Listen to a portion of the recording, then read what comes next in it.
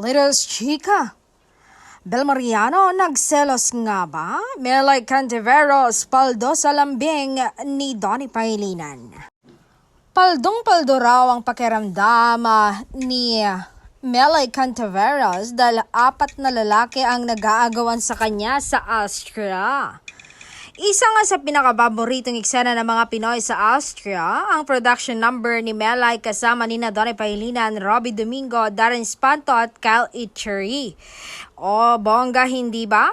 4 na fresh na boylet na leading man ng ABS-CBN na walang ginawa kundi ang yakapin at halikan siya na may kasama pang pagkarga. Kaya naman ang daming nainggit kay Melay ngayon pero syempre daming tuwang-tuwa dahil napasaya niya ang mga fanay. Aliw nga ang production number ni Melay na yun na ang nag-ala Mature Garden sila ay siya nga ang gumanap na Sanchay na pinasikat ni Barbie Sue. At base sa look, parang si Donnie ang gumanap na Jerry Yan o Daoming C.